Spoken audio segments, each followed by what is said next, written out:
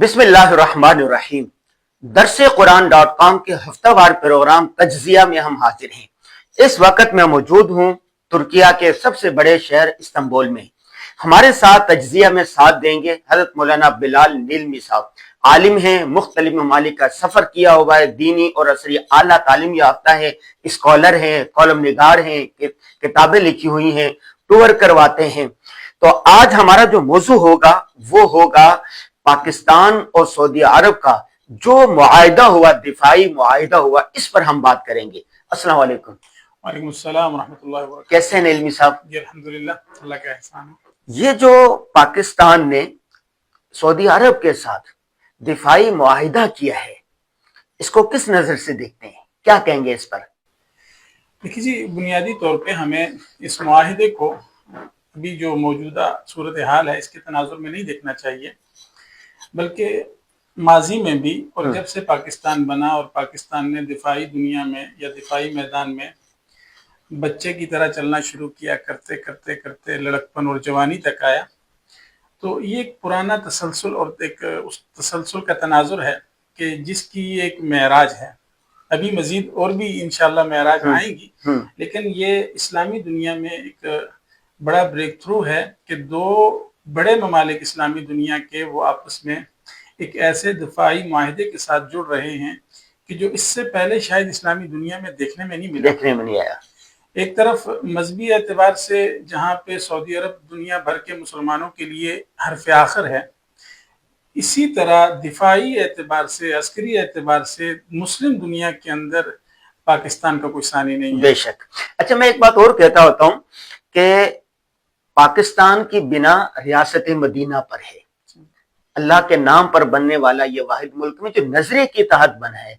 पाकिस्तान और रियासत मदीना यानी सऊदी अरब एक दूसरे में यूं गुंद गए हैं जैसे फूल में खुशबू।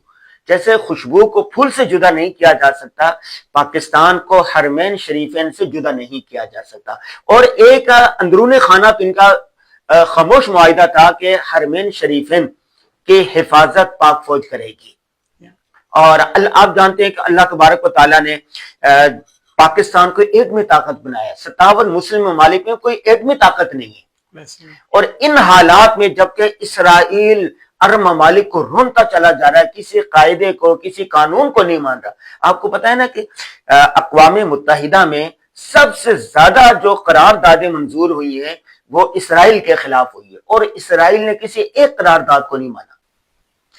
जी बिल्कुल, आप दुरुस्त फरमा रहे हैं। अभी हाल ही में गुज़श्ता हफ्ते में जो लफ्जी जंग हुई है अक़वाम मुत्तहिदा में पाकिस्तान और इसराइल के मंदूबीन के माबैन, तारीख में ऐसा पहली मरतबा हुआ है कि इसराइल ने खुलेआम आलमी फोरम्स पे पाकिस्तान का नाम लिया। और उसके वहम में ये था कि जिस तरह मैं बाकी मुस्लिम दुनिया को रंगेतता जा रहा हूँ, अब की मरतबा भी ऐसा होगा, लेकिन उसकी बिल्कुल सोच के बरक्स पाकिस्तान ने आनन फानन उसको जो डिप्लोमेटिकली जवाब दिया और एक भरपूर अंदाज में जो जवाब दिया, पूरी मुस्लिम दुनिया ने एक मरतबा पाकिस्तान की तवज्जो हासिल कर लिया है। और पाकिस्तान ने पूरी मुस्लिम दुनिया की तवज्जो हासिल की कि ये जो जिस तरह कायद-ए-आज़म रहमहुल्लाह ने फरमाया था कि ये मुस्लिम दुनिया के कल्ब में एक पेवस्त शुदा खंजर है कि जो जहरीला है और नाजायज रियासत है। इस नाजायज रियासत के नजरिए के ऊपर अगर कायदे पाकिस्तान या कायद-ए-आज़म ने एक स्टेटमेंट दी थी, आज 80 साल के बाद भी स्टेट ऑफ पाकिस्तान कायद-ए-आज़म की दी हुई पॉलिसी या उनके उस जुमले के मुताबिक मनवान चल रही है। और टफ टाइम अगर आलमी दुनिया में आलमी फोरम्स पे कोई इसराइल को कोई दे रहा है या दे सकता है, वो सिर्फ और सिर्फ पाकिस्तान है। अच्छा, दूसरी बात यह है, कुरान पाक ने जो हमें हुक्म दिया है मुसलमानों को, वअइद्दू लहुम मस्तताअतुम मिन कुव्वा, अपनी तैयारी करके दिफाई तौर पर मजबूत हो। देखें, पाकिस्तान ने जब भारत के खिलाफ ये जंग जीती तो इस वक्त अमन का और दुनिया को जो चेंज करने का की है चाबी, वो पाकिस्तान के पास है। अमेरिकी सदर भी बुला रहे हैं, चाइना भी बुला रहा है, रूस भी बुला रहा है, यानी मुस्लिम ममालिक के पाकिस्तान के जो हैसियत एक कायदाना हैसियत होगी। आप क्या समझते हैं कि जिस तरह सऊदी अरब के साथ पाकिस्तान का दिफाई मुआहिदा हुआ है, दूसरे अरब ममालिक भी तो हैं, उनको भी आपस में मुआहिदा करना चाहिए? तुर्की है, कतर है, सऊदी अरब है और ममालिक है। देखिए हजरत, ऐसा है कि ये इब्तिदा है, इब्तिदाई इश्क है, रोता है क्या, आगे आगे देखिए होता है क्या। تو یہ ایک پہلا وہ بابرکت قطرہ ہے کہ جو زمین پر پڑا ہے. انشاءاللہ اس قطرے کے پیچھے بارش کے آثار ہیں. بادل تو آپ کو دکھ رہے ہیں فضا میں. جیسے ابھی تھوڑی دیر پہلے میں اسٹیٹمنٹ پڑھ رہا تھا کہ دبئی نے بھی یعنی کہ UAE نے بھی اس خواہش کا اظہار کیا کہ ہم اس معاہدے میں شامل ہونا چاہتے ہیں. قطر نے بھی اس خواہش کا اظہار کر دیا ہے غیر رسمی طور پہ. چند دنوں میں انشاءاللہ رسمی طور پہ بھی سامنے آ جائے گا. ترکیہ کے ساتھ پہلے سے پاکستان کا اس سے ملتا جلتا معاہدہ ہے. تو امید ہے جب یہ سلسلہ بڑھے گا تو باقی مسلمان ممالک بھی اس میں شریک ہوں گے. آذربائیجان کے ساتھ بھی پاکستان کا ایک پہلے سے معاہدہ ہے. اور آپ کو اچھے سے یاد ہو کہ آج بھی پاکستان سے باہر اگر کسی جگہ پہ جا کے آپ کو پاکستانی ہونے کا احساس ہوتا ہے تو وہ باکو کی وہ گلیاں ہیں کہ جہاں پہ لوگ دیکھتے ہیں دور سے کہ پاکستانی آ رہے ہیں تو وہ اپنے ان کے جو سینے ہیں وہ فخر سے چوڑے ہو جاتے ہیں. تو الحمدللہ اب جو صورتحال ہے یا جو ماحول بن رہا ہے وہ پاکستان کے مفاد میں ہے. بس ہمیں اس موقع کو جو ہے نا گنوانا نہیں چاہیے. کوشش کرنی چاہیے سفارتی انداز سے, ڈپلومیٹیکلی, سیاسی انداز سے, تجارتی انداز سے, یا پھر جو بھی آپ کے پاس فورمز ہیں دوسری دنیا کے یا دوسرے ممالک کے ساتھ اپنے تعلقات کو بڑھانے کے حوالے سے, سب کو بروئے کار لانا چاہیے. دیکھیے ایک تو سعودی عرب, پاکستان اور یہ جو ترکیہ ہے, ترکی کا پاکستان سے بہت گہرا تعلق ہے. آپ کو پتہ نا جنگ عظیم دوم میں خلافت کے دور میں پاکستانیوں نے بڑی مدد کی تھی. میں کئی دفعہ آیا ہوں یہاں پر ترکی, جب بھی آتا ہے پاکستانی پاسپورٹ کو بڑی عزت دی جاتی ہے. یعنی پاکستانیوں کی ترکی میں بڑی عزت ہے. وہ کہتے ہیں نا کہ یک جہاں دو قالب ہے, پاکستان اور ترکیہ, اور جو جھنڈے لگے ہوئے ہیں دیکھیں صرف رنگ کا فرق ہے, باقی دونوں سیم ہے. تو اگر پاکستان, سعودی عرب, قطر, مصر, ایران اور یہ ترکیہ یہ آپس میں مل کے نیٹو طرز پر اتحاد کر لیں تو میں سمجھتا ہوں کہ ایک نیا اتحاد وجود میں آئے گا جس سے مسلم امہ کو, عالمی اسلام کو فائدہ ہوگا. حضرت میں تھوڑا سا اس حوالے سے مزید تفصیل آپ کو بتاتا چلوں کہ اللہ سبحانہ و تعالیٰ نے اس کرۂ ارض پہ مسلمانوں کو جو علاقے عطا کیے ہیں جہاں جہاں مسلمان آباد ہیں وہ پورے کے پورے خطے کے اوپر اسٹریٹجک اہم ترین جگہ ہیں. آپ انڈونیشیا سے شروع کریں, مراکش کے جزائر تک, اور یہ استنبول, پھر اس کے بعد عرب دنیا, اور پھر اس کے بعد افریقن دنیا. یہ دنیا کا جتنا بھی قیمتی خطہ ہے کہ جس کی زمینوں کو اللہ سبحانہ و تعالیٰ نے مال سے, دولت سے, معدنیات سے اور دیگر جو ذخائر ہوتے ہیں اس سے مالا مال کیا, یہ سارے کا سارا مسلمانوں کے پاس ہے. یہ خدا کی ودیعت ہے یا خدا کی طرف سے ایک گفٹ ہے. اب اس وقت جو صورتحال ہے ہم مسلمانوں کو کوشش کرنی چاہیے کہ یہ چند ممالک جو ہمارے اطراف میں, یہ نہیں بلکہ انڈونیشیا آپ کا ایک بہت بڑا پارٹنر بن سکتا ہے اور آلریڈی ہے بھی. انڈونیشیا کے ترکی کے ساتھ بڑے پیمانے پہ یعنی کہ تجارتی معاہدات ہیں اور دفاعی معاہدات ہیں. اس کے بعد ملیشیا آ جاتا ہے, پھر اس کے بعد آپ پاکستان کو لے لیں, اس کے بعد آپ کے پاس ایران ہے, افغانستان کی ابھی ابھرتی ہوئی صورتحال ہے, ابھی حال ہی میں آزاد ہوا ہے ہمارا سیریا. اگر چین کے پاس دفاعی قوت اس لحاظ سے تو نہیں ہے لیکن افرادی اعتبار سے ان کے پاس ماشاءاللہ مضبوط قوت ہے. پھر عرب دنیا کا وسط ہے, پھر ترکی ہے, ساتھ میں آذربائیجان ہے, کچھ ریاستیں سینٹرل ایشیا کی بھی ہیں. تو یہ ایک بہت بڑا اور منظم اور دنیا کے اندر کی پوائنٹ رکھنے والا اتحاد معرض وجود میں آ سکتا ہے کہ جس سے آپ دنیا کی معیشت کو یکدم کنٹرول کر سکتے ہیں, بشرطے کہ آپ کے پاس اتنا بڑا دماغ ہو, آپ کے پاس تھنک ٹینکرز ہوں, اور وہ ایسے ہونے چاہیے کہ جو اغیار کے قبضے میں نہ آئیں. ماشاءاللہ دیکھیں پاکستان میں عاصم منیر, حافظ عاصم منیر, اور ترکی میں طیب اردگان, ان دونوں کی سوچ بھی بڑی ہے اور مسلم امہ کے لیے ان کا ہر وقت یہ سوچتے ہیں. دیکھیے حضرت جہاں تک ترکی کی بات ہے یا آپ نے جیسے رئیس ترکیہ کا نام لیا, تو پاکستان میں چونکہ جو ہمارا ایک نظم موجود ہے, جو ایک سیاست کا ایک سلسلہ موجود ہے, وزیر اعظم پاکستان کا صدر ترکیہ کے ساتھ ایک پرانا ذاتی تعلق بھی ہے, ریاستی تعلق ہوتا ہے, ایک ذاتی تعلق بھی ہے. آپ کو یاد ہو کہ جب آج سے کچھ عرصہ پہلے لاہور میں صفائی مہم شروع ہوئی, جب لاہور بدلنا شروع ہوا تو بنیادی طور پہ وہ سوچ دینے والے یہ حضرت تھے, یہاں کے حضرات تھے, یہاں کے اداروں کے لوگ تھے. ایک تو ہمارا تاریخی تعلق ہے جنگ عظیم اول کا, تحریک خلافت اور تحریک موالات میں ہند و پاک کے مسلمانوں کی وہ قربانیاں، وہ ایثار، وہ جذبہ جو آج بھی یہاں کا یعنی کہ جو بوڑھے ہیں، پرانے لوگ ہیں، وہ نہیں بھولے ہوئے. اور اگر اپنی وہ نوجوان نسل کو بتا رہے ہیں تو وہ نوجوان نسل بھی آپ کی اس قربانی کا ریکارڈ کرتی ہے، یعنی کہ اس کو فراموش نہیں کیا، وہ آج بھی یاد رکھتے ہیں.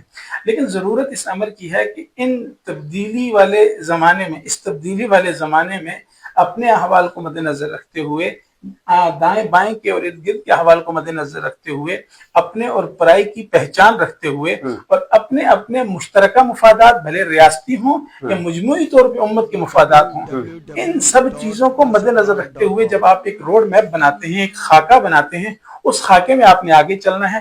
اس وقت مجموعی طور پہ امت کہیں پہ بھی الجھنے کی وہ کیا کہتے ہیں پوزیشن میں نہیں ہے. ہم نے الجھنا نہیں ہے، لیکن خدا نخواستہ اگر مجموعی طور پہ امت کے اوپر کوئی ایسی مشکل آ جاتی ہے کہ جو اس وقت سیٹلڈ کنٹریز ہیں، جو ہمارے اقوام متحدہ میں یعنی کہ ثابت شدہ ممالک ہیں، جن کی باؤنڈریز جو ہیں وہ مثال کے طور پہ مثبتہ ہیں، تو چاہیے یہ کہ جس طرح آج پاکستان اور سعودیہ میں دفاعی معاہدہ ہوا ہے، اس طرح باقی مسلم ممالک بھی اپنے ساتھ مل جل کے معاہدات کریں تاکہ مسلمان ممالک کی سرحدیں محفوظ ہوں. جب آپ کی سرحد محفوظ ہوگی، پھر دوسرا مرحلہ آئے گا آپ کی تجارت کا. جب آپ کی تجارت مضبوط ہوگی، آپ کے ملکوں میں خوشحالی ہوگی، آپ کے یہاں دہشت گردی نہیں ہوگی، آپ کے یہاں غربت نہیں ہوگی، فاقہ نہیں ہوگا، آپ کے یہاں تعلیم ہوگی، تو یہی مغرب جو کل تک ہم سے چیزیں لے کے گیا، اس نے ترقی کی، انشاءاللہ ایک وقت آئے گا کہ نہیں. نشاط ثانی نے پہلے دیکھیں، جب خلافت عثمانیہ ہے، سلطنت مغلیہ کو دیکھیں، اس سے سلطنت اندلس کو دیکھ لیں، اس سے پہلے سلطنت مسلمان سپر پاور تھے، اور جب سپر پاور تھے، اتحاد تھا، تو ساری چیزیں پر انہی کا مسلمان، پھر مسلمانوں سے حکومت چل گئی. اس وقت تو مسلمان پستی میں. مئی میں بھارت اور پاکستان کی جو جنگ ہوئی ہے، اس نے ثابت کر دیا کمزور کو کوئی پوچھنے والا نہیں، جو فاتح ہے، جو طاقتور ہے، اس کا ڈنکا بجے گا. اور قرآن نے تو صدیوں پہلے کہہ دیا تھا وَأَعِدُّوا لَهُم مَا اسْتَطَعْتُم مِّن قُوَّةٍ.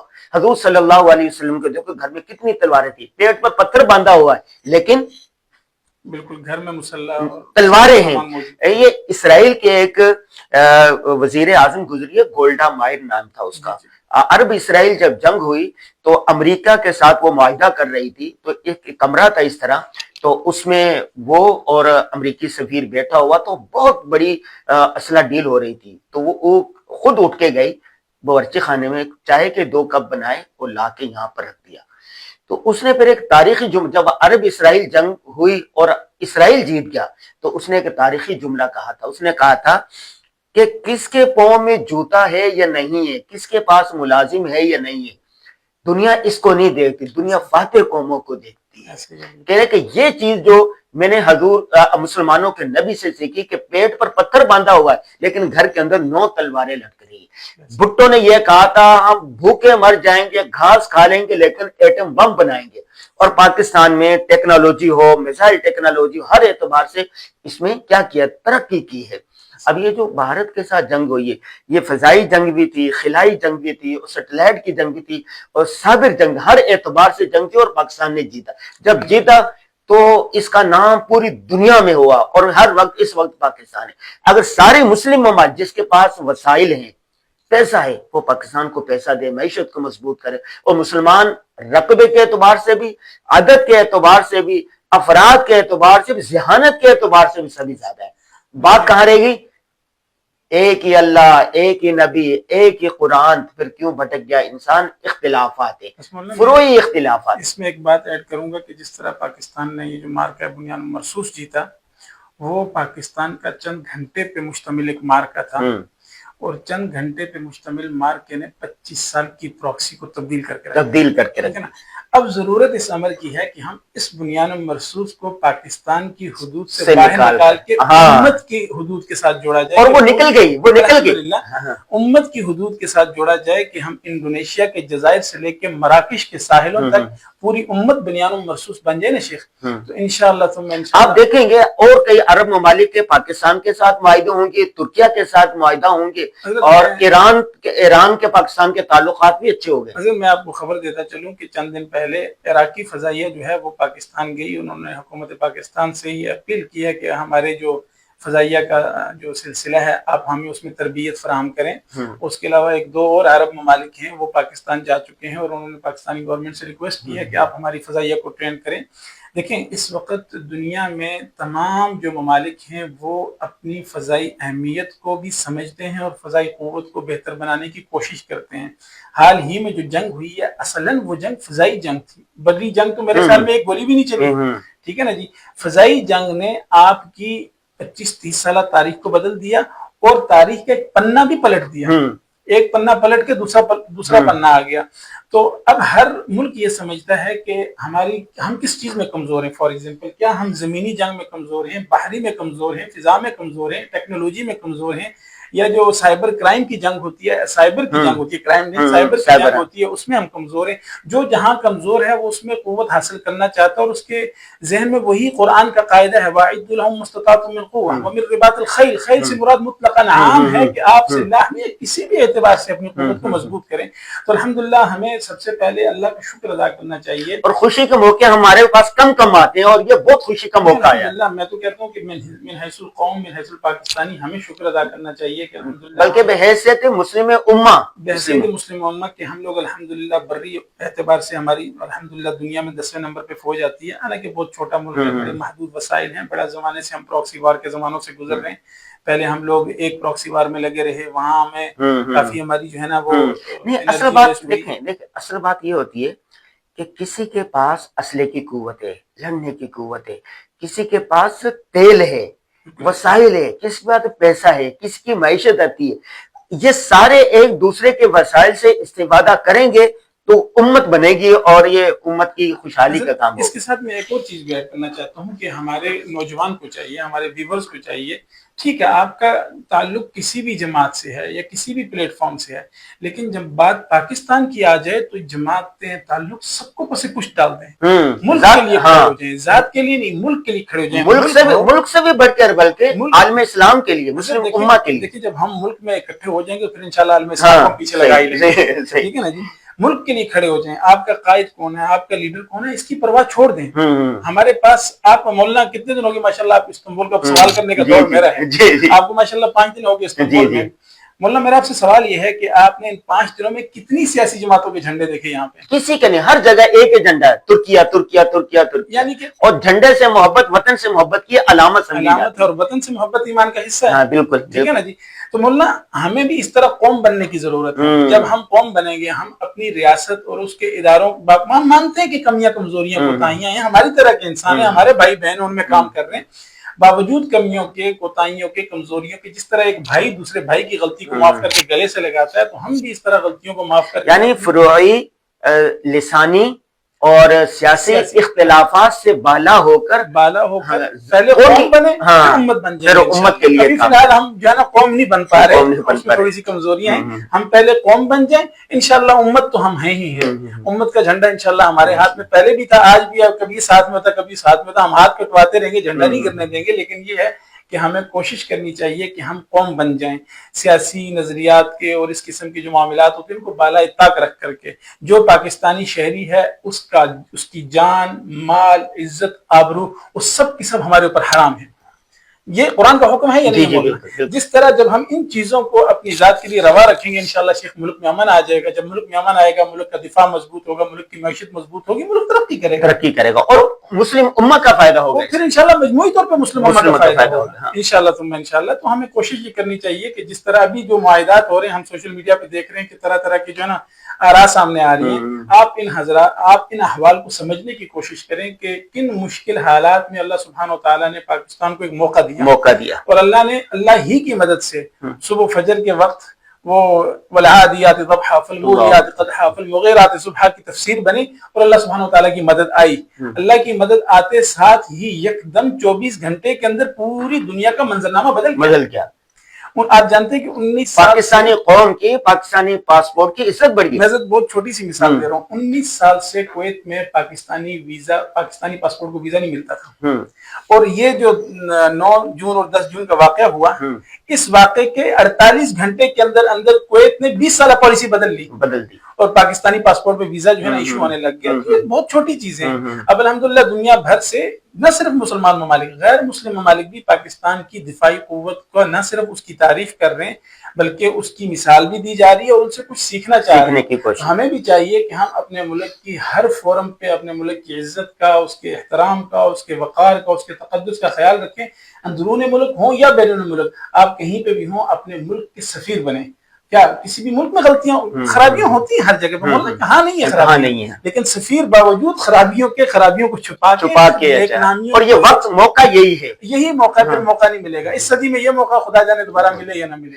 جی بھائی نیلمی صاحب نے جیسا کہ کہا بہت اچھی بات کی، اور اسی کے ساتھ میں پروگرام کا اختتام کرتا ہوں۔ انہوں نے کہا کہ اپنے ذاتی، لسانی، فروعی چھوٹے چھوٹے اختلافات کو بھول کر ملکی مفاد، قومی مفاد، عالمی مفاد کے لیے سوچیں۔